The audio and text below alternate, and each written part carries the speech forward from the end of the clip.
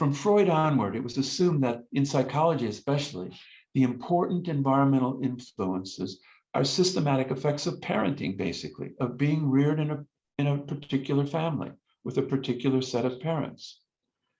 And what the twin and adoption studies show is that that can't be the way the environment works. I mean, for example, I mentioned the adoption studies of weight, body weight. Well, growing up with these parents, the parents and children are not at all similar for weight if they don't share genes.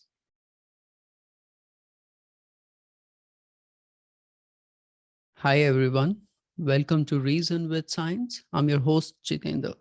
This is a conversation with Robert Plomin. He is a professor in behavioral genetics at the Institute of Psychiatry, Psychology and Neuroscience at King's College London. Here we talk about nature-nurture debate, twin and adoption studies, role of genetics and environment in shaping human behavior, and importance of chance in the life. Enjoy the conversation, share and subscribe to support the podcast. Thank you for listening. Hi, Robert. Welcome to the podcast. Well, thank you. It's nice to be here. Yeah, so I wanted to start with, so I am in a city where genetics was discovered. Gregor Mendel used to work here in Brno. So from here, there is another city, Vienna, where basically Freud used to work. And these are the two terms which basically you are trying to kind of merge and see how basically psychology, behavior, and genetics, they come together. And your studies, which started in 20th century, about 1970s. So what were the views around that time, starting with genetics and behavior, like how apart they were? Yeah, it's a good question. It's good to remind, I find students these days aren't much interested in history. But for me, the last 50 years is my history, and it's a relatively short history. But I think it's good for students to hear about it because the change has been dramatic over these 50 years. You know, back when I was in graduate school in the early 1970s, I was in psychology. But in psychology, the word genetics was never mentioned. So I did an undergraduate degree in psychology in Chicago at DePaul University, and I don't think I ever read or heard the word genetics. And even going into the 70s, genetics was bad and the environment was good. You know, we were still sort of recovering from Nazi Germany and eugenics, so that genetics had a very bad name. And it was actually dangerous to talk about genetics. So I was in the only behavioral genetics program in the world. It just happened to be at the University of Texas at Austin. And it was just chance that I went there and took that course. But I went to my first conference in my second year in graduate school, and I was going to talk about some twin study I was doing and that showed substantial genetic influence on early temperament in children, you know, personality-like stuff. And the plenary address, you know, the major address, keynote address, was by this guy, Leon Kamen. And it seems to me there was well over 1,000 people. It seems like there were many thousands right now. But this guy gave a talk that was a rant against genetics in psychology. You know, he wrote a book called The Science and Politics of IQ, but his main gripe was against these people who are now suggesting there might be genetic influence in psychology.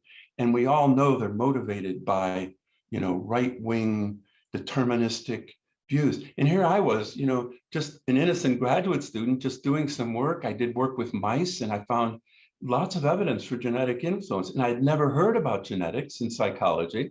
And so it was all very exciting to me. And here was this guy who was getting the crowd all riled up about these evil geneticists coming into psychology. So that you know, it was a very scary time to be interested in genetics. But then, you know, I just, fortunately I have a thick skin, so I don't get easily upset. And if anything, if people push me, I tend to push back. So temperamentally, I think I was well suited for this. And I just decided I'm not going to argue with people. I'm just going to do the research. And if you take a long view of it, you hope that in the end, data wins, you know? And the data that piled up over the next 30 years from twin and adoption studies convinced almost everyone, I mean, most reasonable people, that genetics is very important in psychology. In fact, my book, Blueprint, How DNA Makes Us Who We Are, its main argument is that DNA is individual differences in DNA, inherited differences, are the major systematic source of individual differences in psychology. And that's psychopathology, personality, mental abilities, and disabilities. So we've gone in these 50 years from not thinking there was any genetic influence in psychology to thinking that genetics is the major systematic force in making us who we are as individuals. So it's been quite a ride, really. And then the DNA revolution happened. But we'll come on to that later, probably. Yes. I mean, of course, the blueprint and DNA revolution, those are the major topics when we think of combining psychology today with genetics. But before that, I mean, because as you mentioned, that the nowadays people are not interested in history, but history teaches a lot of things. And one interesting aspect was for me this thing that, you know, the fact that you started on a topic which wasn't popular at that time, and still you kind of you stood by it, like you could continue working on it and kind of build on the topic with all the data. And so you were majorly doing twin studies around that time, and the DNA sequencing and everything, all these methods were not invented. So how you were doing your research around that time? Well, I don't often talk about this, but I first started doing work with mice because there are these inbred strains of mice that differ from each, you know, like the strains are like a big bunch of identical twins in a way. They're all pretty much genetically similar because they've been inbred over many generations. And then with mice, you've also got selection studies. And, you know, as animal breeders have known for 10,000 years, you can breed for traits. And animal people, animal husbandry people, they know you breed for behavior as much as you do for physical characteristics of animals.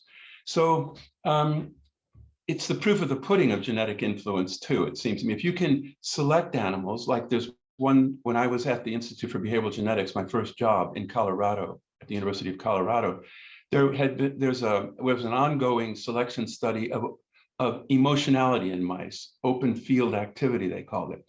And generation after generation, the offspring of the high line become more different from the offspring of the low line. And after 30 generations of selection, because in mice it's only 3 or 4 months for generation, there's no overlap. Every offspring in the emotional line is more emotional than any offspring in the low line. And they had replicated lines and control lines. And that to me is, you know, I don't see how you can deny that that's genetic influence. I mean, the parents weren't teaching their pups to be emotional. So I was very impressed with that. And I wanted to do mice work because first I was a chicken, and no one gets too upset about showing genetic influence on animal behavior. And second, and more importantly, scientifically, it's very powerful because you can control genetics even before molecular genetics. With inbred lines and selection studies, you can really manipulate genetics. And then in a lab, you have complete control over the environment.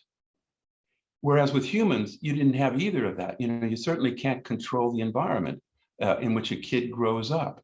So it was very powerful. But then after 2 years of work like that, I developed a severe allergy to mice. Those were in the days before health and safety. And because in my psychology department, there really wasn't much mouse work, I was given a little closet. It literally was like a storage cupboard to do the mouse work, no ventilation. And, you know, mice are pretty allergenic for most people. It's said that about maybe in those situations, maybe half of us would become allergic, and I became severely allergic. Even now, to the point where if a piece of paper was in a mouse lab, my eyes would start getting red and I'd start having trouble breathing. So that was the end of my mouse work. So then I said, what can I do? And then I said, well, maybe I'll bite the bullet and do work on humans. But I thought, instead of doing what everyone else was doing with adults and psychopathology mostly, I would study children and early appearing personality traits, like how shy a kid is. Do you have kids? No. No, No. but somehow it's easier for people to think about genetic influence in children. I don't know why, but it is.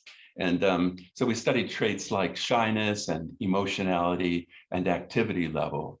And any parent of young kids will tell you how much they differ from early in life. I mean, there does seem to be these early appearing, long-lasting temperamental traits of children. And we showed it was genetic. But then after another decade or so of research, we went from wondering what is genetic in psychology to begin to wonder what is not genetic. We're now at a point where things have changed so much. The challenge is to find any trait in psychology that does not show significant genetic influence. If it's reliably measured and, in a sufficiently powerful study. But I mean, that's an amazing change, isn't it? To go from not thinking about genetics at all to saying, I don't know of any trait in psychology that has been shown not to have significant genetic influence. And in most cases, it's substantial. Inherited DNA differences account for about 50% of the differences between people across the board in psychology. Personality, a little bit less, 40%, cognitive abilities, maybe 60%, but we're talking about huge amounts of differences between people, 50%, which is why I say DNA is the major systematic force accounting for who we are as individuals. It's not 100%, 50% is a long way from 100%, but it's more, it accounts for more variance, more differences between people than everything else we know put together by a long shot. I don't know, coming from the hard sciences, you might not realize how rare it is in psychology to explain 5% of the differences between people. Like, say with cognitive abilities, how girls are from Venus and boys are from Mars. Girls are good at verbal things and boys are good at math and spatial. You know how much that average difference accounts for? 1% of the variance, meaning what that really means, yeah, it's significant statistically, but it doesn't mean anything socially. It means if all you know about a kid is whether they're a boy or a girl, you don't know anything about how good they are at math or how good they are at verbal. But a lot of psychology findings are in that ballpark of 1%, 2%. And here we're talking about not 5%, not 15%, but 50%. I mean, it's just amazing. And that's why the DNA revolution is going to be so successful, because those are inherited DNA differences. And about 10 years, 15 years ago, 20 years ago now, we started realizing the way forward in science is to find those DNA differences that account for this genetic influence. Yeah, so this is, I mean, of course, there is a lot of information, and let's try to break it down. So first of all, when we are talking about this inherited differences, we are looking at only specific part of the DNA, basically, right? Yeah. Means all of us, we have or we share about 99% of DNA. Means you, me, or any other human that we can find on planet would have the same 99% DNA. Mm-hmm. And this this is what basically makes us human, right? Exactly right. Yeah, but we are not looking at that. We are saying that this 99% DNA which we get from evolutionary process is the same in all the individuals. We are looking for that 1% DNA which is different in all of us. Exactly right. Yeah, it's such an important point. It's not to say that 99% is unimportant. I mean, it's tremendously important. As you say, it's what makes us human.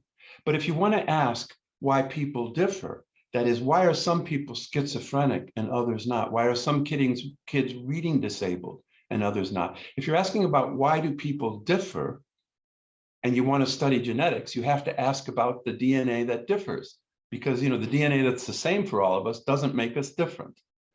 And it's also important to then highlight the fact we are talking about differences. We're talking about describing differences between people and trying to understand the genetic and environmental causes of their differences. And in the past, it was assumed to be all environmental. Whereas now we have a more balanced view that recognizes that inherited DNA differences account for a lot of the differences between people.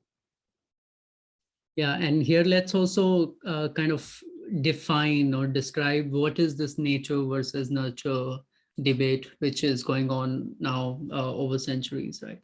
Yeah, well, nature and nurture was that phrase was first coined by Francis Galton, the cousin of Darwin, who in the late 1800s he was a polymath. He invented many things like the periscope and the barometer and fingerprints. This is Francis Galton. But then when he read Darwin's book in middle age, he was a bit older than Darwin, it just completely floored him. And he said, and then he went, being the sort of person he was, unlike Darwin, who was a bit timid and said, he kind of hinted that he understood this could all apply to humans, but he didn't want to go there, basically, Darwin. And so, but Galton realized that right away, that if the differences between species if there's such strong genetic influence on who we are as humans, couldn't it be that the differences between us could also show genetic influence? And so he sort of invented the twin method, and he thought about the adoption method. These are in the late 1800s. He didn't have much data, though, and he went well beyond his data to conclude that nature, genetics, is more important than nurture. But anyway, Galton coined this phrase, nature and nurture. I don't know, for good or for bad, but as long as we're clear that what we mean is inherited DNA differences. There's a lot of genetics that doesn't involve these DNA differences. 99% of our 3 billion base pairs of DNA don't differ. But what is interesting about this is what's not genetic is huge. It's everything else. And so it isn't just how your mother treated you early in life. It's really non-genetic. So we say, here's a very narrow definition of genetics, inherited DNA differences, inherited from your parent. So this means mutations that happen during your life, like I'm a walking case for skin cancer because I love the sun. And, skin cancer isn't very heritable. It is somewhat, but not much. And fundamentally, it's not inherited DNA. It's like if I'm out in the sun and I get a mutation here on my skin, that could go wild and replicate without control. And that's what we mean by cancer. So it's DNA driven in a way. It's mutation in DNA, but it's not an inherited mutation. It's called somatic.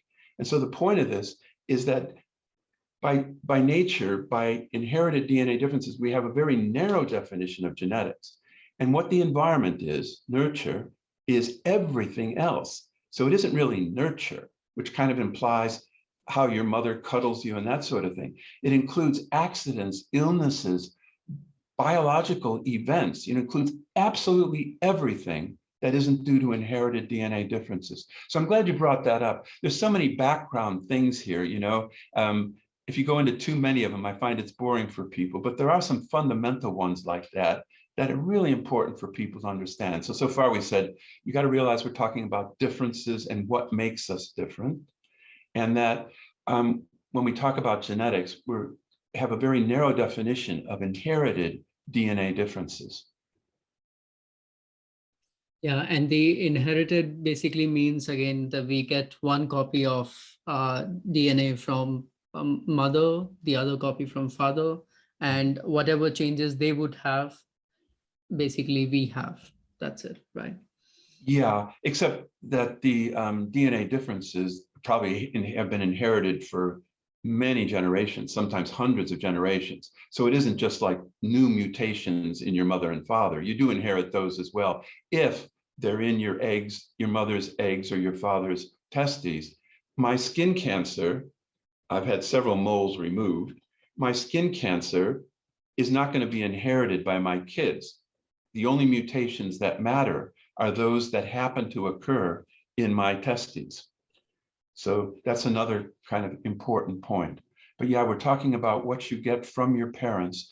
And it's what you start your life with. I think it's amazing to think you start your life as a single cell, and half of the DNA in that cell is from your mother and half is from your father.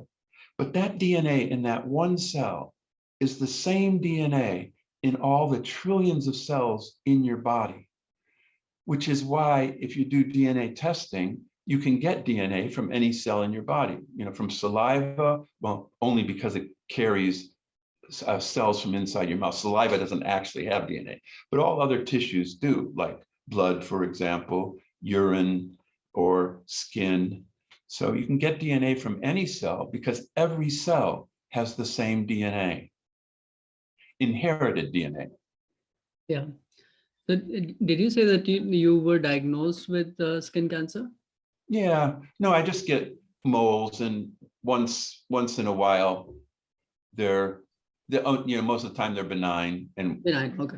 and a couple of times they've been early. They had early signs of being malignant, but the price I pay for being in the sun so much is I get mole checks twice a year, and that doesn't eliminate the risk. But compared to other risks, I mean, compared to smoking, there's no contest. So I don't smoke, by the way, in case that wasn't clear. yeah, that's good. Okay, so here when we are talking about heritable traits, how we can define? So is it like apart from the fact that we are humans, so we have two hands and two eyes and front face and etc. These are like these are not the traits that we are talking about, right? No. So frontal vision and necessary for 3D vision. If you're a hunter predator, that 3D vision helps you a lot. Pick out prey from the background, for example. Bipedalism, standing on 2 feet. That's who knows what the real reason for it is, but most people think it has to do with tool use and hunting and that sort of thing, because there's a lot of costs for walking on 2 feet. Being a tall person, I understand what evolutionary people say is we really are supposed to be on all fours. We were built for being on four legs, so standing up has a lot of costs for us. But the thing is, it was so valuable evolutionarily that there's functionally no variability. Now that's, if you look at that universal level, like, do you stand on 2 feet? But where my sort of genetics would come in is to say, well, actually, yeah, everybody stands on 2 feet, but people use those 2 feet very differently. From Usain Bolt and people who can run faster than anyone else on earth to people like me who can't run, to save their life. So there's big individual differences. And it's a hot area, of course, with DNA now, and that is high performance athletics. So when you look for differences, you do find them, and they're very important. I just watched the Grand National, the most famous horse race in England, just happened about an hour ago. And that's all about differences in horses, and it's all about breeding horses to get the very fastest horse. So there are differences when you look for it more finely. And those differences are also going to be genetic, even in evolutionarily bound traits. Like with humans, the most famous one is language. We are natural language users. And so at that level, we're all human. We almost all learn to speak, unless there's some severe environmental or genetic sort of mutation, something extreme. But there's huge differences in how well people speak, how well they communicate. And genetics plays a big role in that, more than 50%. So it's just emphasizing that we're talking about differences between people.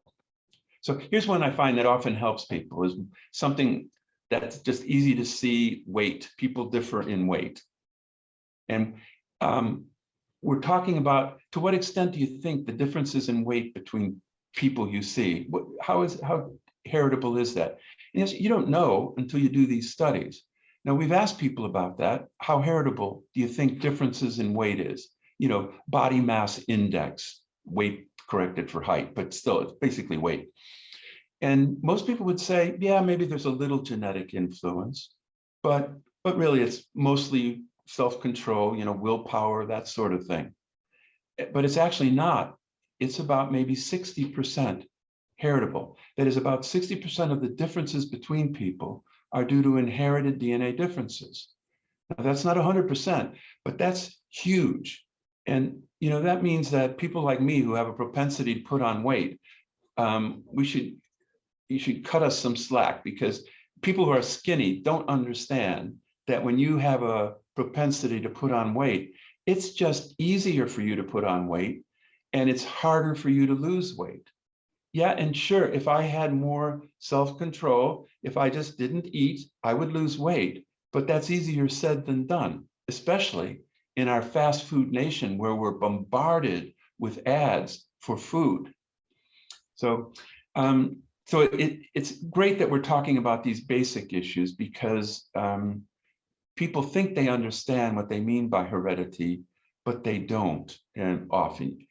And you mentioned Mendel before, and one thing I should say is that most of us learn about genetics from Mendel, but that's about single genes, where a gene is necessary and sufficient for the development of wrinkled or smooth seeds in a pea plant. So one gene is necessary and sufficient. And there are thousands of single gene disorders in humans, but they're very rare. And when we talk about inherited differences in behavior, in complex traits or disorders, and that's medical as well as psychological, we're not talking about single gene disorders. It's not one gene that causes this. What we've learned from molecular genetics is that we're talking about thousands of tiny DNA differences. And that makes that's an important distinction, because single genes are deterministic. If you get the gene for Huntington's disease on chromosome 4, so a single gene at the top of chromosome 4, you'll die from it unless something else kills you first. There's no exercise or nutrition or drugs. Nothing will prevent that from happening. So it's very deterministic, just like the pea plants who have the wrinkled version of the gene, they're going to have wrinkled seeds. It doesn't matter what else you do. The problem is that's how people learn about genetics, and that's how they think about genetics, in this deterministic, hardwired way. But what we've learned now from the DNA revolution is that we're talking about thousands of tiny DNA differences. And what's important about that is it means it's probabilistic rather than deterministic. All we're talking about is, the chances are that genetics is important. It's not deterministic in a person. So yeah, and one of the reasons why it's not deterministic is because because it's important to mention that this deterministic genes, they are only 2% of the overall DNA, right? 98% DNA, which doesn't code for any protein, basically. And we are, when we are talking about this 1% lies somewhere there. I mean, it can be in some genes, but majorly it's in this, the bulk 98% DNA, right? Dark matter, as it's called sometimes. Yeah, or junk DNA, I don't know. It was a really bad term, but yeah. Yeah, I mean, there's a long story there, but I mean, junk DNA isn't thought to be junk anymore. Yeah. So the so interesting thing is that these changes, I mean, and when we are talking about 1% of the overall 98%, these changes are about 10 million or so, right? The DNA differences, yes. Yes.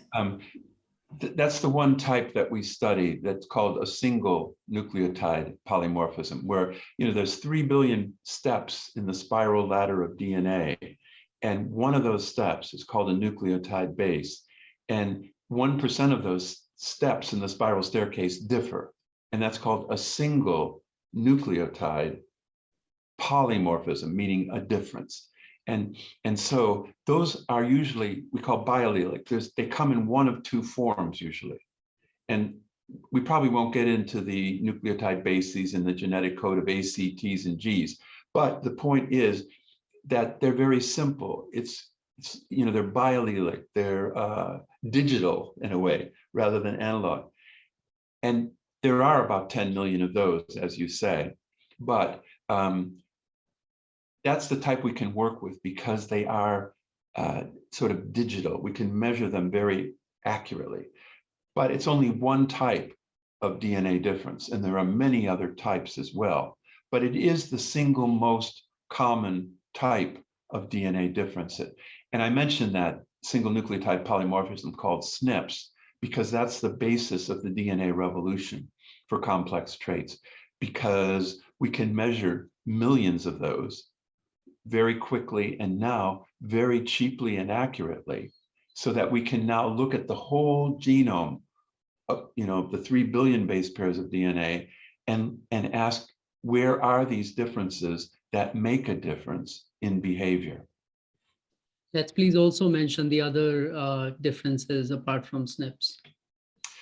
Well, there's anything that could differs. So there's whole chromosomes. You have 23 pairs of chromosomes. So the grossest level of difference is when you inherit a whole extra chromosome, like the most famous one, trisomy 21, chromosome 21, instead of the 2 copies, one from your mother, one from your father, one of those copies gets doubled. So you have 3 copies. Now, the genome's pretty good about shutting down most of those extra genes, but it's enough to cause pretty severe intellectual disability and a host of other things, as you'd expect, because we're not talking about one gene here, we're talking about a whole chromosome.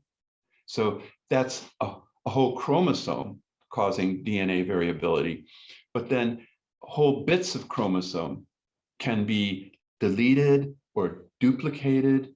So that can go from like a quarter of a chromosome, but mostly, it's down to a few thousand base pairs, but there are some famous syndromes of that sort. But so those are called indels, deletions and insertions. So that's another major category. But there's others that involve repeats of DNA sequences, like 3 of these steps, for some reason, repeat over and over again, maybe 20 times, maybe 50 times. And that causes like Fragile X retardation in males. That's due to one of these repeating sequences of DNA. So I could go on, but those are the major other types of DNA variation. And it's a good question to ask because we're now getting to the point where we can study all of those DNA differences, because instead of just studying a few 100,000 or a million SNPs, these single nucleotide polymorphisms, what's happening now is whole genome sequencing. So you just sequence all 3 billion base pairs of DNA, and that's the end of the story. That's all you inherit. So with that information, we ought to be able to, well, it's got to increase our knowledge tremendously of these other sources of DNA differences. Yeah, and these studies are called genome-wide association studies, right? Yeah, the ones we've been doing for the last 10 years or so with these SNP chips, these chips the size of a postage stamp that measure on average, usually about 500,000 SNPs. So you then are not just looking, where we made the mistake in the past is it was very expensive to do this genotyping. So we could only look at a few DNA differences. So what would you do if you had that limitation? You have to look at them one at a time, very expensive. You'd look for what we call candidate genes. So if you're studying attention deficit hyperactivity disorder in kids, you might look for transporters involved in that system called dopamine transporters, because the drugs that you use for ADHD work in that pathway. So that's called a candidate gene system. You know, it made sense to do that, but it led to, I don't know if you've talked to your audience about the replication crisis in science, but that was genetics' contribution to the replication crisis. There were hundreds of those studies in the 90s, and they didn't replicate for reasons we could go into. So that's a candidate gene approach. What's cool about the SNP chip approach is it's just the opposite. It's a completely agnostic approach. You look across the whole genome and you say, where are the DNA differences that make a difference? And as you said earlier, very cryptically, but only 2% of the DNA is what we used to think of as genes. That is, the DNA is transcribed into RNA, and then the RNA goes outside the nucleus and it's translated into amino acid sequences. That's how we think, that's what genes are. You know, that's the central dogma of DNA. But as you then pointed out, we now know the rest of it was called junk. 98% of the genome was called junk. But now we know that most of the DNA differences that affect complex traits and common disorders are not in traditional genes. It's interesting that the single gene disorders that I mentioned before, of which there are thousands, they're almost all in genes, in the 2% of DNA. But the ones that affect complex traits aren't like that. And probably what that's about is most of those genes, the classical genes, they're so highly conserved in evolution that if you change them at all, you're going to screw up the system. Because a lot of those genes, you can trace it back to other mammals, to bacteria very often. You can use a human gene to find a bacterial gene. That's, you know, its ancestor. So this stuff is so important that you mess with it at your peril. And what's interesting too is these disorders we see and they look so terrible, they're by far the most benign. Mutations in this 2% is the cause of the much higher rate of spontaneous abortion than people realize, where, you know, it's just no go because it's so devastating. So I think it's really interesting. And it makes the point that 10, 20 years from now, looking back on where we are now, we'll say, God, we didn't know anything. You know, it seems like we've learned so much, but the more we learn, I think the humbler we get about how much more there is to learn. Yeah, last week I had one conversation with Manolis Kallis. He is a professor at MIT of computational biology. And we were talking in a way that DNA is as an information. And this is what he was saying, that, of course, DNA is this digital information of life. And the so-called junk DNA, it serves so important purpose. The fact that, you know, we can kind of switch maybe 1,000 base pairs here and there, and it may not affect anything. Which if you do this, like something similar in your hard drive or something, you know, this will like, it won't work at all. Yeah. Yeah, I think that's interesting too, that there's a famous paper that says I was talking about single genes, and you know, there's a famous paper that says there's no such thing as a simple single gene. You know, when with the mouse work, you know, you could do knockouts where you could knock out very difficult through breeding, you could knock out a gene. And now you can do it so quickly with CRISPR. But in the old days, it was a very expensive long-term process. You had to basically breed for this knockout. And after doing all that work, the frequent complaint was, you knocked out this essential gene and you can't find any difference in the organism. And that's sort of along the lines of what your other interviewee was saying, that it's a very complex system and there's a lot of backup. And so I don't know how that fits with the hard drive of a computer analogy, but I do find that interesting that even the single genes often have a lot of backup. Yes. And so then this work, when we are talking about the whole genome studies, and so before you mentioned that we are all, or we kind of have this 60% propensity of which is related to weight gain or weight loss, right? What does that 60% mean? So means if we take 100 individuals randomly, out of 60 will have an ability to gain weight? Yes, I'm so glad you asked that follow-up, because I had meant to talk about that back earlier in our conversation. So that's such an important point. The first thing is to realize we're talking about individual differences between people. So we're not saying 60% of my weight is due to genetics. We're saying 60% of the differences between people is due to inherited DNA differences. And you see, that's a huge difference in those two things. So we're talking about, on average, of the differences between people in weight, about 60% of those differences, the variance, is due to inherited DNA differences in the populations we study. I should also add, and we're not talking about what could be, we're describing what is. So I can say weight is 60% heritable, and that doesn't mean you can't change weight. Obviously you can. If you lock me in a room and don't give me food, I'm going to lose weight. But that's not what we're talking about. We're talking about in the normal environment that we live in, to what extent are these environmental differences, which are so obvious out there in terms of food availability and that sort of thing, and diets, do they make the difference, which is what most people thought? Or does something you can't see or feel, inherited DNA, make a difference? And that's the thing that genetics has going against it, is you see these environmental things. You see people picking out in fast food restaurants, and it's easy to think, well, sure, they're going to put on weight pretty quick.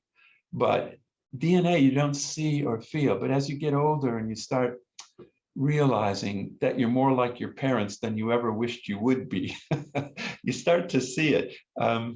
B.F. Skinner is this famous learning theorist in America, probably the most famous psychologist, who studied learning. He thought everything was due to learning, so much so that he grew his daughter up in a cage, basically, so that he could control her environment. And of course, she was quite screwed up as a result of that. But later on in life, he wrote a book on aging where he said, the older I get, the more I become who I am. And you're probably too young to appreciate that, but I really do find that older people experience that, where maybe you try hard at your age to be something you're not really. And then as you get older, you say, I am just who I am. If I don't like going to cocktail parties, I don't go to cocktail parties. It's not something wrong with me. It's just the way I am. I just don't enjoy most superficial conversations at cocktail parties, So the older I get, the more I become who I am, I think is a good motto to hang on to. Yeah, I think in my case, it already happened like last year or something, That's why I'm having a conversation Saturday evening. So, no. Yeah. This is interesting. I think the other interesting aspect is which we get from twin studies or adoption studies, right? Because at least there we kind of expect that at least the genetics is the same, and then whatever changes that we get, it's because of the environment or something else. But they can't be something. Talking about twin studies now, are you? Yes. Yeah. So you're right. So identical twins have the same inherited DNA. They start life as a single cell, and that cell splits in the first few days of life. So each of those embryos has the same DNA. So they are genetically identical, with the exception of mutations that occur in life, but those aren't inherited anyway. Do you know what I mean? So in terms of inherited DNA sequence, if you sequence the genome of identical twins, they're basically identical. they're as identical to each other as your DNA would be with your DNA earlier in life. You're not identical with your DNA earlier because you've had some random mutations that have popped up, but not many anyway, and they don't make much of a difference usually. Yeah, so identical twins are genetically identical, and the other type of twin, usually called fraternal twins, are like any brother and sister. They're 50% similar genetically. So of the 1% of DNA differences, they are 50% similar for those DNA differences. And so if a trait shows genetic influence, then you'd have to predict identical twins are more similar than fraternal twins. So that's the twin method. Yeah, and so what exactly happens? So I mean, you have done these kind of large studies. One of the experiment that I know is this twin early developmental or development study, That's TED right. in short, right? Yeah. So what are the observations from there? Yeah. So what we find is that across the board, identical twins are more similar than fraternal twins. So for weight, for example, identical twins correlate about 0.85.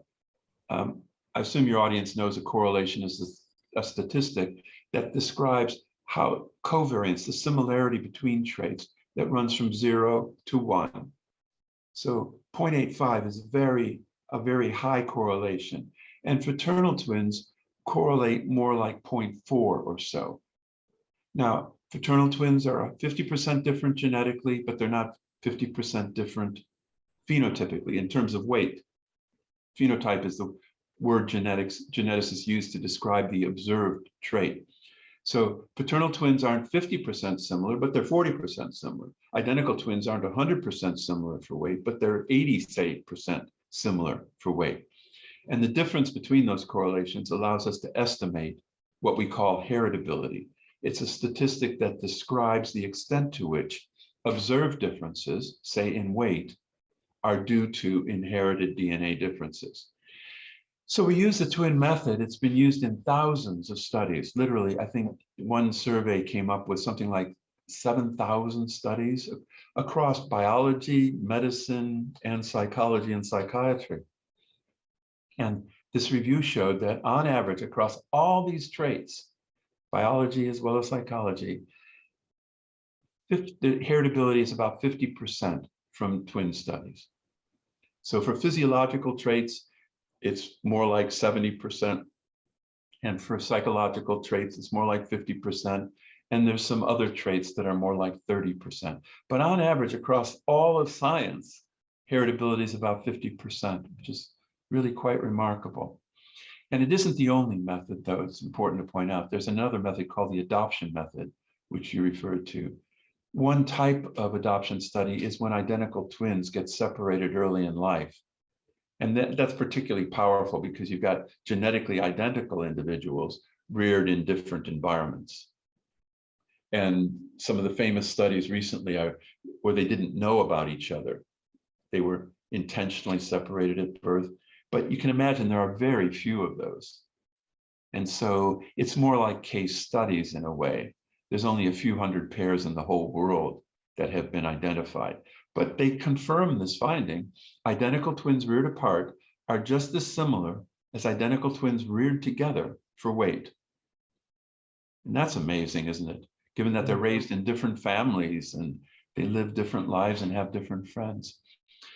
The other side of the adoption design, though, is the more typical one, where you have birth parents who relinquish their kids for adoption at birth. So in the 70s, there was a lot of it. After the swinging 60s, there wasn't much contraception for young unmarried females, and there was no abortion. So as a result, there were a lot of so-called unwed mothers, mothers who had babies that they wanted to give up for adoption at birth. So those adopted kids then are adopted by families who are not genetically related to the kid. So they adopt the kid early in life, like the first few weeks of life, and they raise the kid as their own in their own family. So they share nurture, environment, but not nature. The birth parent is genetically related to the kid, but not environmentally related postnatally, after birth. And so it's a really neat design because it kind of experimentally separates genetics and environment. And here's an interesting observation, as you might expect by now in terms of weight. Kids reared by there's no good word for regular parents who share genes and environment with their kid. The kid correlates maybe 0.4 with those parents. So is that nature or is it nurture? It's perfectly reasonable to say it could be nurture, right? Because the parents provide the food, the diet, role models for exercise and lifestyles. So it's not dumb to think it could be nurture, as people did for a century. But if it's nurture, then you'd expect the adoptive parents to correlate with their adopted children, because they share nurture but not nature. They correlate zero. No correlation at all. And then that must mean it's nature. So is it nature? Well, the kids adopted away from their birth mothers correlate just as much with their birth parents as kids do who are reared by their genetic parents. So that's why the adoption design is also powerful, but it comes up with the same answer as the twin method. And in science, that's very powerful. You get these two methods, both of which makes assumptions, have some problems, but they come up with the same answer. And so I think that's a very powerful strategy for asking about genetic influence. But the killer data is DNA, because we can now show that with DNA alone, you can show genetic influence on these traits. It supports the twin and adoption studies using unrelated people and just looking at their DNA differences. And when we are talking about this 40% or 60% changes, what is happening to the other part? I mean, what do we expect for them? Yeah. So you're sort of asking about the environment now. Yeah. Yeah. And in a way, I think genetics has told us more about the environment than a century of research on the environment, because that century of environmental research assumed, we call it environmentalism. I guess you tend to call things ism if you don't like them, but environmentalism assumed that we are what we learn, that things run in families, like weight runs in families because of nurture. And mental illness runs in families because of nurture. The parents who have mental health problems pass that on to the kids environmentally by the way they rear them or whatever. So there was a famous book in 1998 called The Nurture Assumption by Judith Harris. And she summarized a lot of this genetic data and made a strong case, I think, for saying the environment's important. Genetics doesn't explain everything, but the way the environment works is completely different from the way we thought it worked. It's not nurture. From Freud onward, it was assumed that in psychology especially, the important environmental influences are systematic effects of parenting, basically, of being reared in a particular family with a particular set of parents. And what the twin and adoption studies show is that that can't be the way the environment works. I mean, for example, I mentioned the adoption studies of weight, body weight. Well, growing up with these parents, the parents and children are not at all similar for weight if they don't share genes. And they're just as similar. When parents rear their own genetic children, parents and children are just as similar when they were adopted apart at birth, the biological parents who adopt their weight kids. So that's one example of why we're saying the environment's important, but it's not nurture. It's not these systematic family influences. And so what we call that is non-shared environment. So I think that's an incredibly important finding. And we don't really know what these non-shared environmental factors are, but we know that's what makes us different environmentally, not systematic effects of family environment. So that's a huge finding that psychology still hasn't come to grips with, I think. Very important for parents, though, because it means you have much less control as a parent than you think you do for two reasons. One is genetics accounts for a whole lot of the difference. And the other is that the environmental bit involves stuff you don't have much control over. It's not how much, your parenting style, that it doesn't make much of a difference. And I have a section in my book, Blueprint, called Why Parents Matter, but They Don't Make a Difference. And that probably got more attention than any other 4 pages in the book. But it's basically saying, I know it's kind of provocative, but what it's saying is parents matter, obviously. Kids can't survive on their own. But do differences in parenting make a difference in outcome? And the answer is not much. And that's because the way the environment works is in this non-systematic, idiosyncratic, stochastic way. It's more like chance. So what it means altogether is that parents have much less control than they think they do. And that's a very important message for people who are thinking about having kids, is if you think kids are this blob of clay that you mold to be what you want them to be, you're in for a world of trouble as a parent, because you don't have as much control as you think. And if you say you have this dumb idea, you want your kid to be an Olympic athlete runner or something like that. Well, you can probably make the kid a much better runner than they would have been. But kids aren't dumb. They'll look around and say, I'm not a runner, I'm not good at it, so I'm not motivated to do it. If you try and go against the grain of genetics, it's not going to work well. But there's an even more fundamental problem here.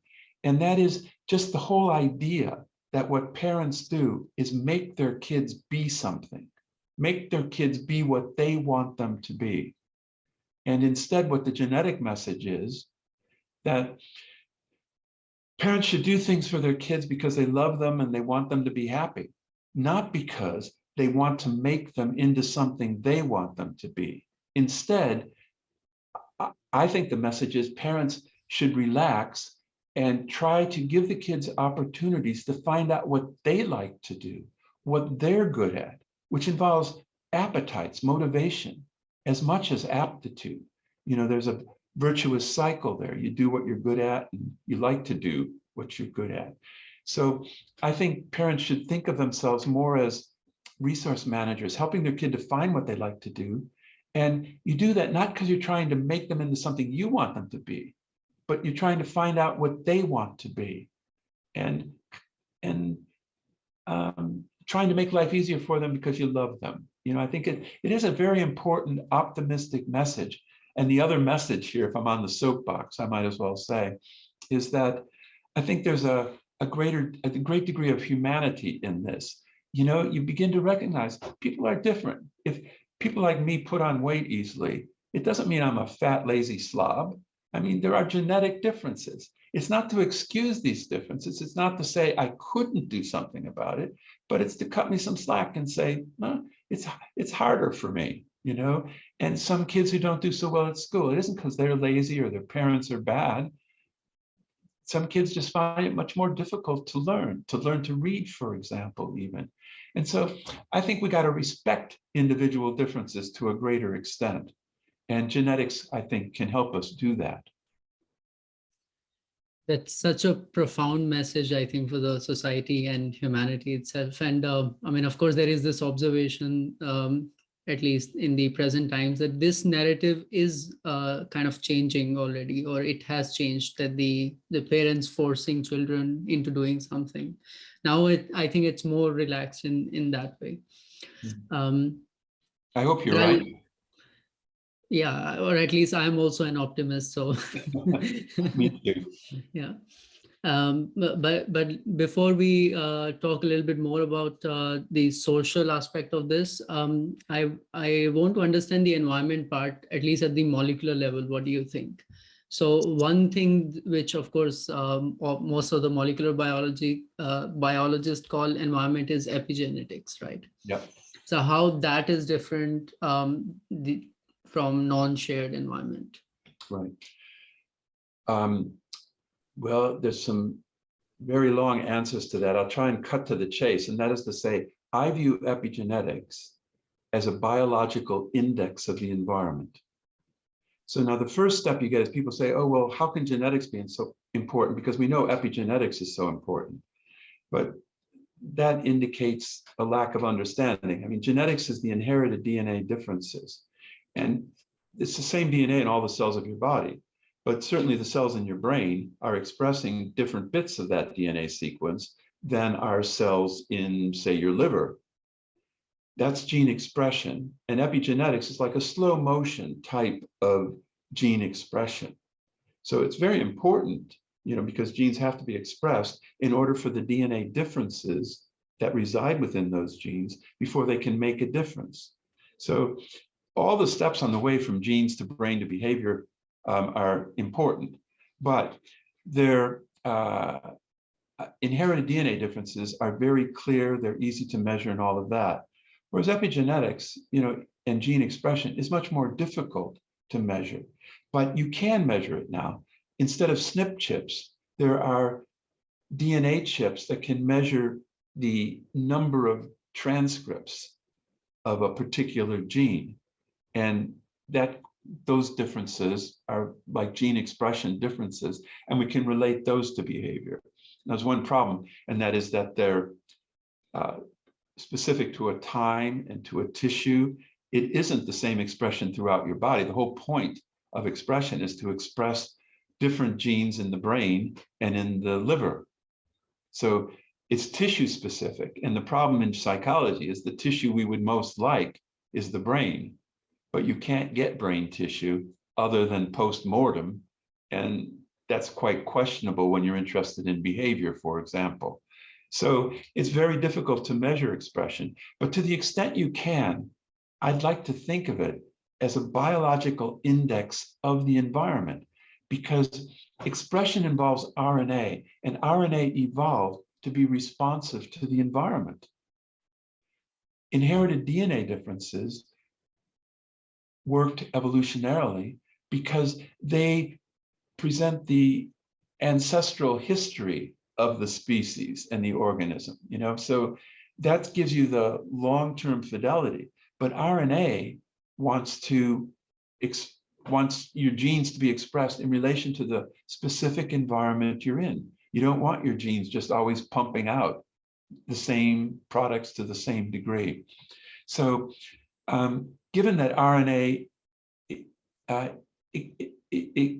expresses DNA in response to the environment, you could turn around and say it could be used as an index of the environment. And the reason that's important is because we're terrible at measuring the environment in psychology. I mean, we still think of it in terms of how your mother treats you in the first few years of life. And there's so much more to the environment than these psychological sorts of environments. And what I like about, and the thing about the environment is, you contrast it just for a moment to genetics. We know a lot about genetics. We know the triplet code of DNA. We know where it works. I mean, there's a lot we don't know, as we said, but there's an awful lot we do know. Whereas what about the environment? We don't know what the mechanism is, what the unit of inheritance is, we don't know anything about how it works, really, other than looking at how genes are expressed. So genetics is about the only solid thing we know about the environment. And so I like the idea of epigenetic chips, because it gives you that same atheoretical, agnostic approach across the whole genome to say, can we get profiles, epigenetic profiles that indicate particular environmental experiences? So that was a much more long-winded answer than I had planned to give, but was that what you were after? Yeah, this is great, actually, because I mean, of course, one thing is that we don't understand environment, but the other thing is that we kind of understand what is happening at the molecular level in a way that we, at least for the time being, it's not like we have other kind of molecular mechanisms which would kind of change something. It's like, because at the end it's the information, which is DNA, and then of course it's RNA, proteins, etc. I mean, of course there are sugars and lipids, but let's just stick to these three key ones. And then when we talk about the modifications, it's modification of the DNA directly, it's the modification of the proteins which are wrapped around the DNA, and then it's the topology in general, how the DNA is folded in like certain forms, right? So and how they form complexes too, which gets, very complicated very fast. We tend to think of genes in a simple way, this does that and it interacts with that. But, I think what we know is that it's a lot more complicated. Yeah, I mean, of course, this basically it's called topology, because that's what makes, or that's what kind of can also bring these two regions that we were talking about, like the distant regions from genes and some region which is like a million bases apart. But maybe once it's folded into a 3D structure, they are really, really close, and that's how this region is important for the other one.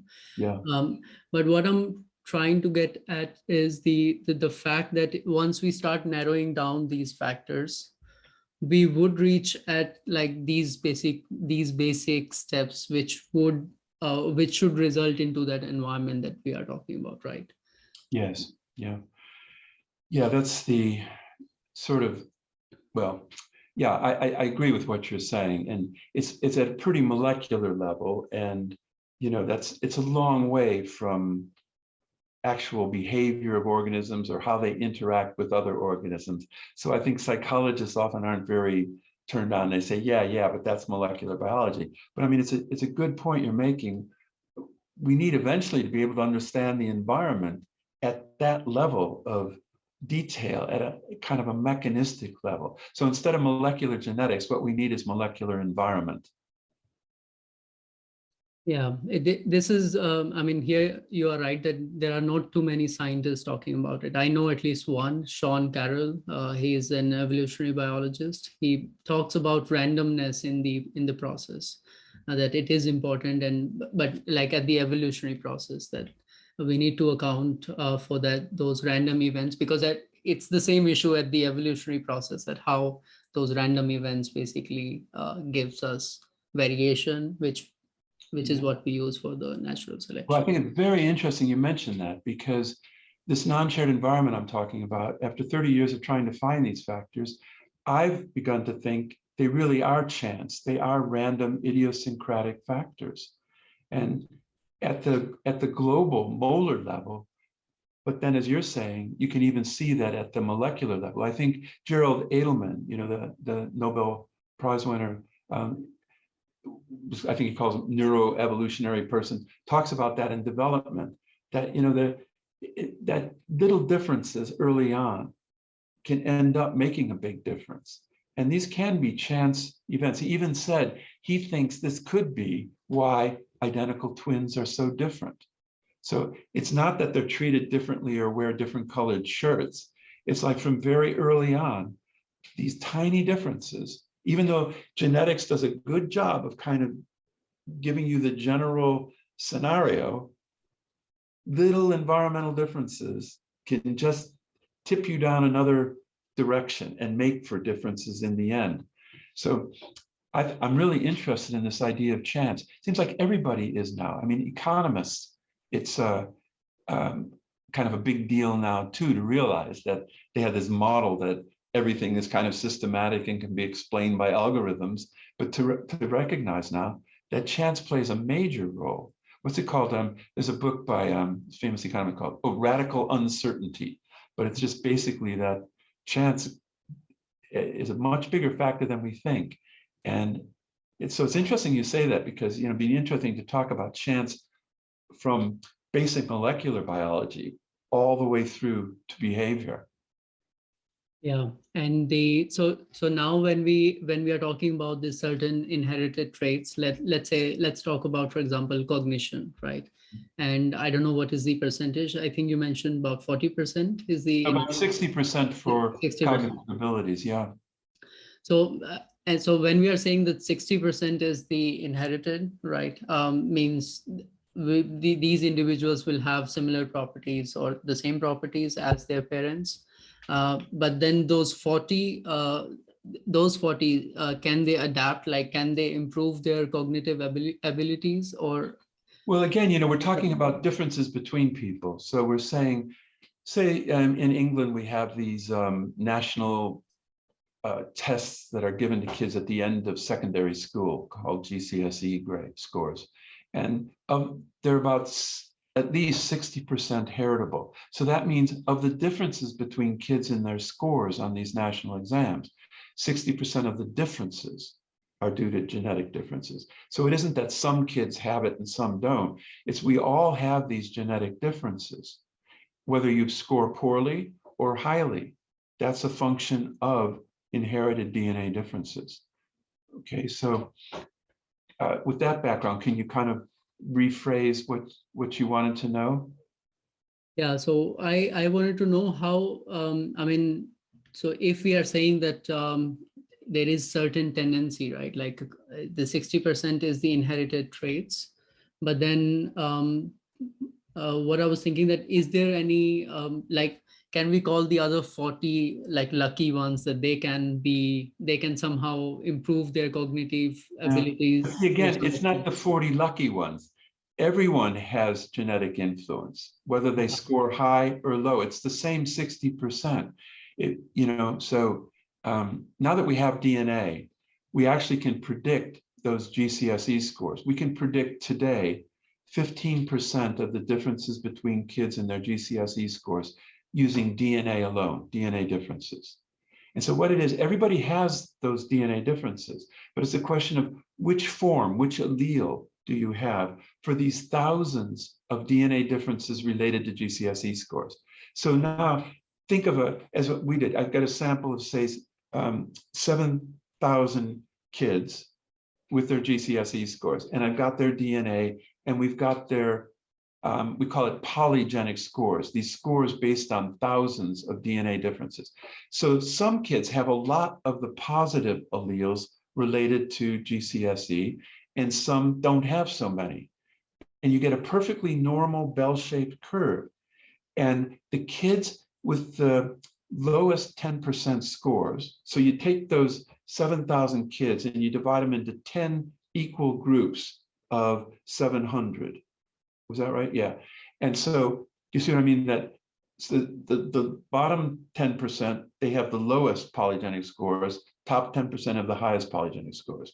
Well, of the kids with the lowest polygenic scores, well, first I should say in England, 50% of kids go to university.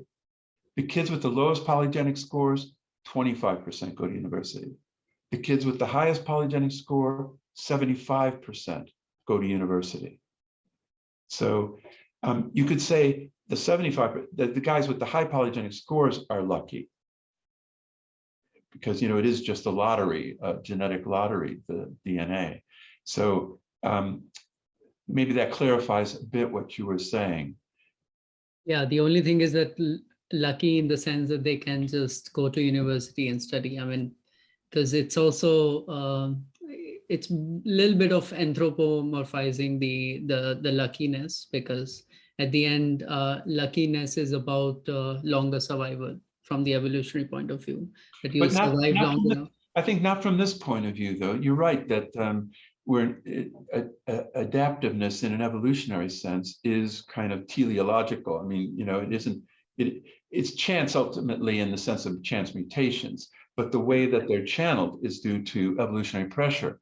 But here, it is luck in the sense that you didn't determine who your parents were, and that's where your DNA came from. However, even if you take two very bright parents, their polygenic scores of their kids has a normal distribution. So if they had, say, 10 kids, they'd be quite normally distributed. And the mean would be lower than the parents' ability because it's only 50, 60% heritable. And the lowest scores are actually below average in terms of GCSE scores. Do you know what I mean? Because you only share 50% of your genes with your parents and your siblings. So even within families where there's two parents who are say, university professors, they'll have kids with genetic kind of low polygenic scores. So it's chance even at that level. So maybe it's a bit semantic with the point you're making, but I did think that's important to point out, that chance is a major factor here genetically, but especially environmentally. I thought that's where you were going with this, that what we're saying is the environment isn't just due to how much your parents read to you. It's, I think, due to these chance events, and it's been so hard, we can't identify them.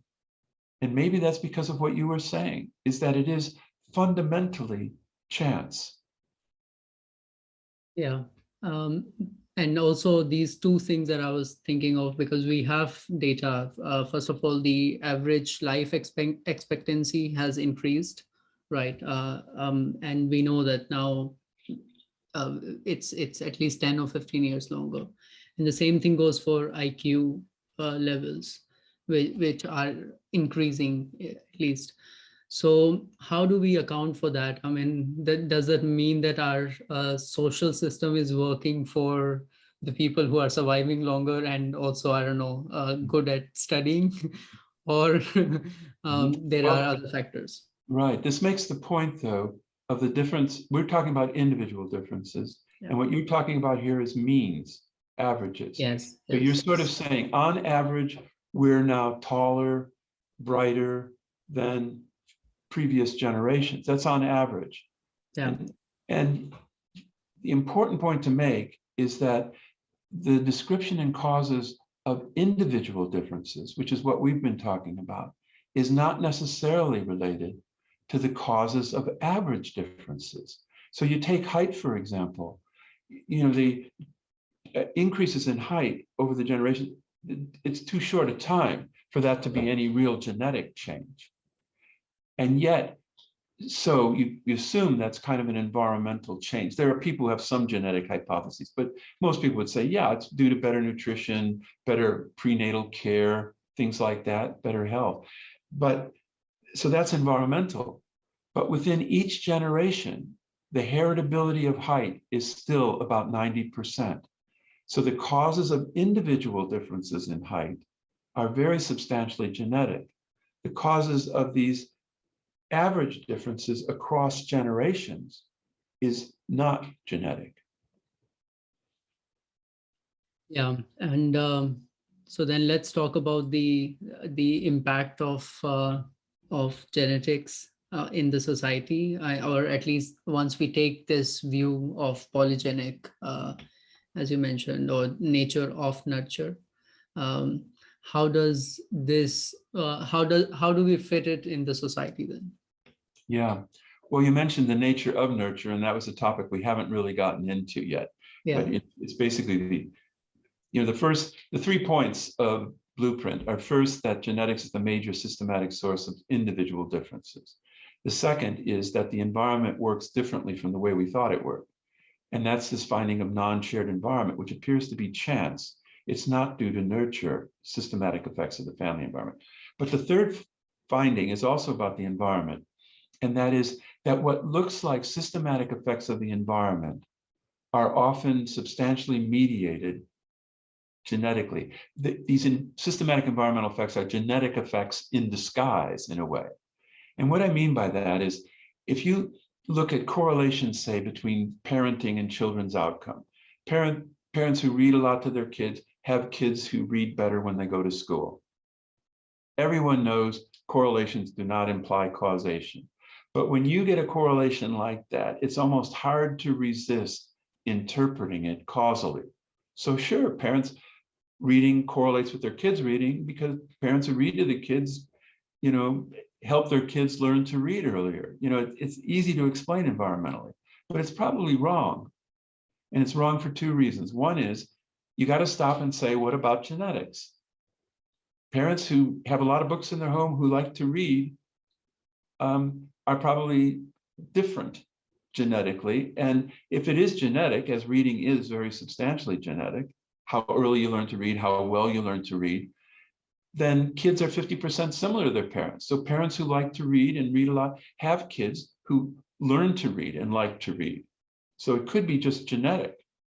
But the other reason it's not true to interpret that environment causally, that correlation causally, is that it probably goes the other way, the correlation. As a grandparent of 6 kids, I thought what grandchildren are, what did I say? Yeah, of 6 grandchildren. I thought grandchildren, they're supposed to, like, you say, would you like me to read to you, hon? And you're sitting, oh, that's nice, and they like you to read. Well, that's true of one of my grandchildren. She would let me read to her all day long. But a couple of the others, it would almost be abuse if I made them sit and read. I said, you're the grandchild. I'm supposed to be able to read to you. Sit there. I'm going to read to you. They want to, rough and tumble play, go out and kick a ball around. They don't want me to read to them. So I'm actually responding to genetic differences in the children. And I think parents, especially when they have more than one child, come to realize that to a substantial extent, we're responding to differences in kids rather than creating those differences. And furthermore, that may be what a good parent does. Instead of making the kids into something, you're responding to differences that they express, interests and aptitudes. So that was the other finding, and it's called the nature of nurture. So it started with this finding that the environmental measures used in psychology show substantial genetic influence. And at first, how can that be? It's an environmental measure. Well, the most commonly used environmental measure in psychology is called life events.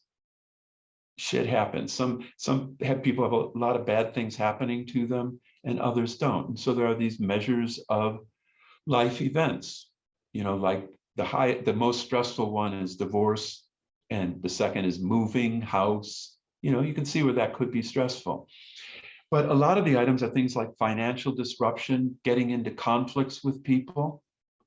And when you start looking at these, you realize it's not the environment out there independent of us.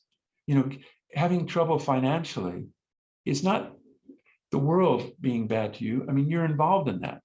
It's part of your experience. And that's where the genetics comes in. So the fact is that if behavioral traits in psychology are 50% heritable, environmental measures used in psychology as environmental measures are about 25% heritable. And based on what we've said so far, you can see how genetics slips in. So even, for example, I talked about books in the home. That actually predicts kids' cognitive development.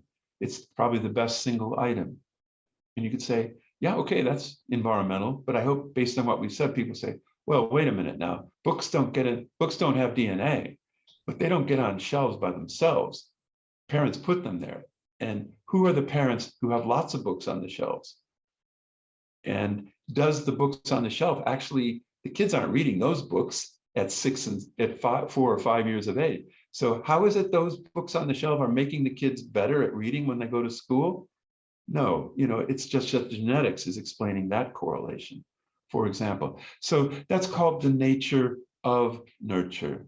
It's basically genetic influences on environmental measure, and then genetics also accounts substantially for correlations between environmental measures and psychological outcomes. Yeah, I think it's easier for parents, I think, to adopt this view. The problem would be the first one for our education system, which wants to judge everyone equally, basically on same scale. So that's one thing. And the second is this social system in general, where again we are looking for that equity and that trying to look everyone from the same class. So what are your views there? Yeah, so that's a huge question. But first, I would say about education, it's very important that we recognize differences between kids and how well they learn, and we respect those differences to a greater extent.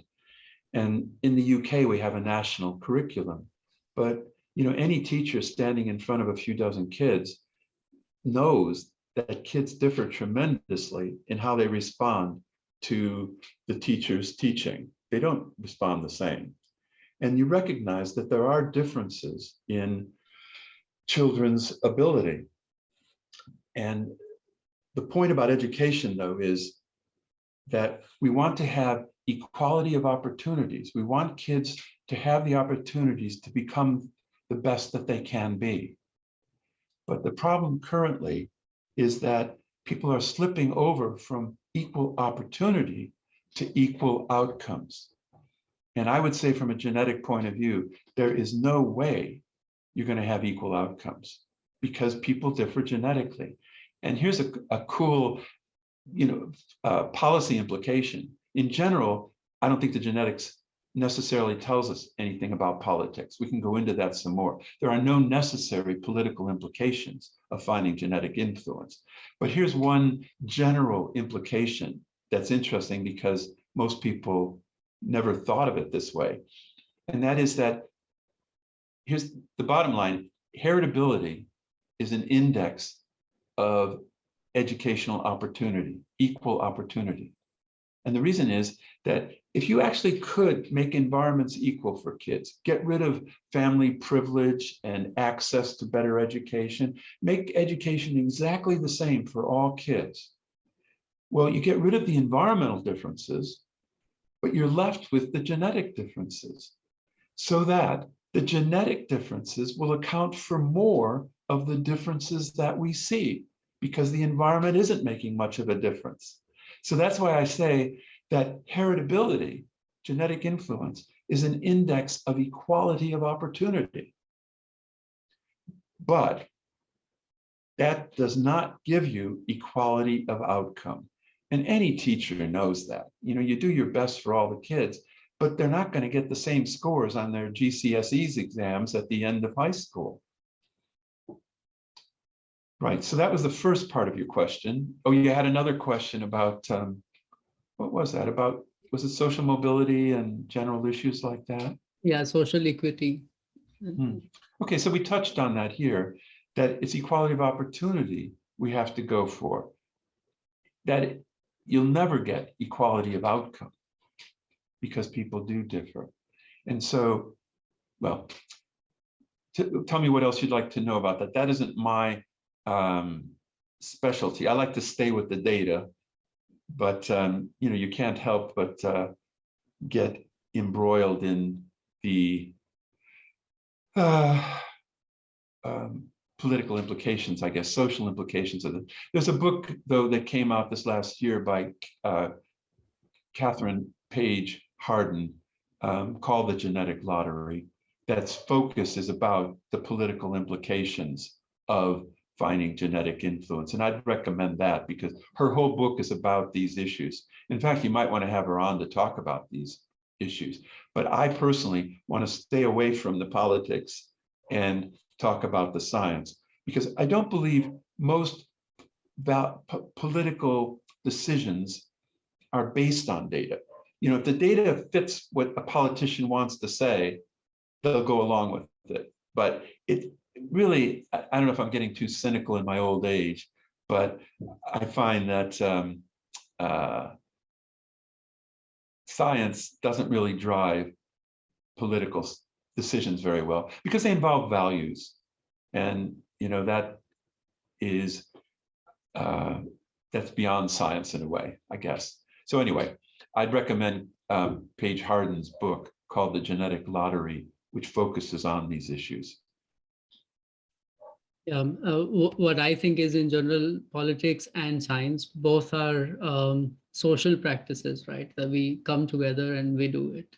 And I think we just need probably more or better conversations, even in science, even in politics, and we'll end up we'll get those better policies. Yeah, that right place. Yeah, well, I agree with you, but I mean, with the current culture wars and stuff, it seems like people don't have honest, open discussions. It's like they're in their silos and they don't really talk to each other. Well, in science, at least, we have, civilized conversations because we recognize facts. We say certain things are true, and because everybody agrees. You do these experiments, you publish your work, You make it clear what you did, other people replicate it. You say, okay, that's true. I didn't think it was true, but I agree, that's true. You showed me. So there are arbiters of these controversies in science. Whereas in the sort of things you're talking about, I find more and more, I find that there isn't real discussion. And so it's good to have podcasts like yours. I don't know who is actually listening and, how much it helps to bring people together with very different values about these things. But I do think science is different in the sense that we do have ground rules for deciding what's true. I mean, we accept truth at that level, at that empirical level. I'm not talking about ultimate, truths in existential ways, but just, about scientific facts. So I do see that as a difference, and it matters to me because that's what I like about science. And that's sort of why I like to stay away from these other sorts of issues that aren't resolvable, in the same way. Yeah, I mean, I did have a few conversations with different philosophers of science. Mm-hmm. And this is what we were discussing there, that the fact that if we can adopt scientific method in our daily lives, in a way, the way we look at ideologies, concepts, the thinking. So, I mean, because there are cultures, there are different beliefs, and once we start analyzing them, and this is what happens, like when we are growing up in general, I think a lot of children, especially, that they ask these questions, right? And once you are, if you provide correct open information to the children itself, we'll see that their brain will develop in a way that they could kind of make those arguments, whether these beliefs or ideologies, if they are correct or not, if they are better for humanity or not. So that scientific attitude, once we apply in the daily life, I think that can completely change the view. But as you said, you're an optimist like me. Yes, yeah, this is one of the reasons to do the podcast for me, that Exactly. to kind of communicate the progress of science, but also to show that, I mean, of course, we are not right always. But this is the power of science, that we are wrong, but we can go and correct ourselves. Like we can go back and say that, okay, I mean, and this is like one of the questions that I had for you. So 40 years or 50 years back, when you started your work, I mean, of course, there was this change in the scenario, right? There were people supporting environment. And now your data suggests that genetics is the major driver for behavior. So do you think that in future there'll be experiments showing that it's the environment, or like there are other factors which are important rather than genetics? Well, I mean, it could be, because we're only describing a particular population at a particular time.